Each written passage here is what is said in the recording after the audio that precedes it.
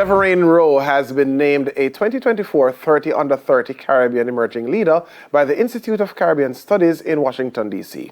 He joins us to speak about this achievement and his endeavors leading up to this moment. Good morning, Delvaraine. How are you? Good morning. I'm doing great. Yeah, let me start off. Yeah, well, happy to have you. Let me start off by congratulating you. Thank you. On this nomination or this naming of being a 2024 30 Under 30 Caribbean Emerging Leader. Now, you're under, which suggests that you're under 30. Most definitely. Then how did the Caribbean Studies, Institute of Caribbean Studies in Washington, D.C. come across you and your work to the point that they say, hey, listen, this young man is making moves, he's going places, he's one to look for? Well, there was actually a nomination process. So I was nominated by individuals, and there was an application overall process as well, after which I was selected by the Institute of Caribbean Studies. However, my selection was on the basis of several achievements that I would have encountered over these years. Some of them starting from as early as growing up in a rural community, Ballards Valley in Junction, St. Elizabeth. Ah, yes. Where Southwest St. Elizabeth. Southeast, actually. Southeast. Yeah, well, yeah, it's close, but yes. It's very close, though. Yeah. Yes, Southeast St. Elizabeth, growing up in a rural community after moving to high school at Monroe College, Boboskiwa and Alaskiwa, of course. The city on the hill. Yeah. Yes, moving to Monroe College and then moving to tertiary education at the University of the West Indies, where I pursued a bachelor's degree in international relations, and I'm actually finalizing my master's degree in international public and development management. I'm also involved regionally, also involved internationally. I'm the vice chairperson for the Caribbean Regional Youth Council, and I'm also the lead membership and engagement officer for the Commonwealth Youth Peace Ambassadors Network. I'm also an educator at one of the most favorite schools in Kingston, which is St. George's College. Never want to hear you. I know. Yeah. Well, say I go with a bag of things, man. I mean, you're doing very well for yourself. You're making your community proud, right? And certainly you're making Jamaica proud. I know that this award, this naming means a lot to you, but kind of put it in words, the impact personally and professionally. To be honest, it is both an honor and a validation. Personally, I believe it represents the recognition of the hard work, determination, and dedication that I have been putting in over these years. And professionally, I believe that it acts as a form of validation and credibility, with the hope that other individuals within the Caribbean will be able to benefit from me achieving this award. You mentioned, of course, starting certainly from a high school perspective at Monroe College. Just share for viewers, young men, parents looking on, the importance, and even educators, because you're an educator as well, the importance of a school inculcating in its students certain attitudes of discipline and just, that productivity and hard work. It's very important. I believe that certain tenets that I learned at Monroe College include discipline, analytical skills, and also being solution-oriented. I remember my past vice principal, Mrs. Alcia Brumfield, may her soul rest in peace.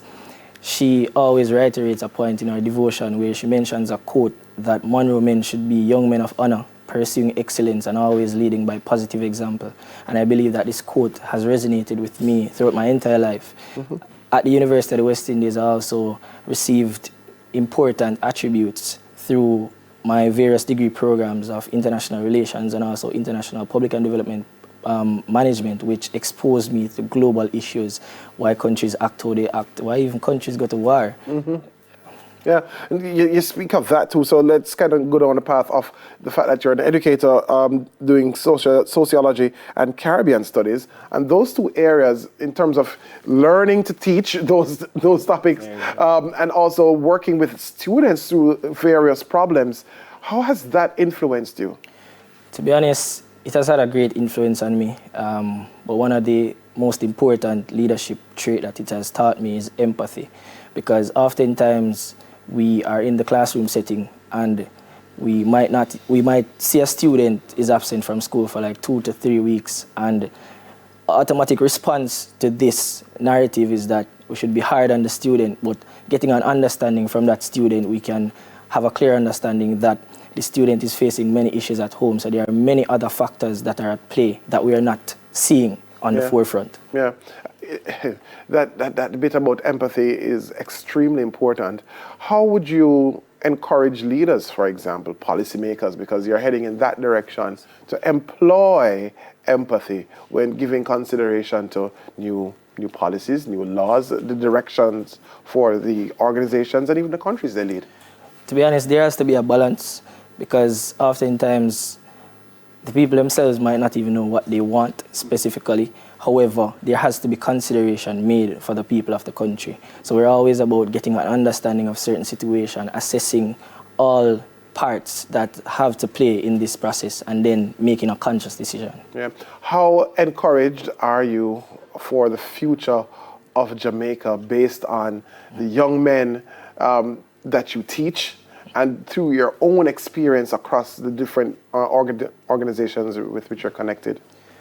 I'm very encouraged, and not even just on a national level, but also on a regional and also an international level. I recently traveled to Russia, where I experienced the World Youth Festival, and I basically received the opportunity of interacting with persons from some countries that, before traveling to Russia, I did not even knew that these countries existed. And having conversations with them, getting a better understanding of what the dynamics is like within their country, I believe that I'm very much motivated.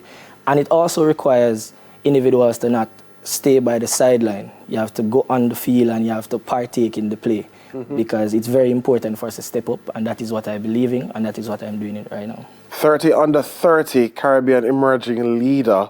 Where does Delvaraine see himself in another 10 years?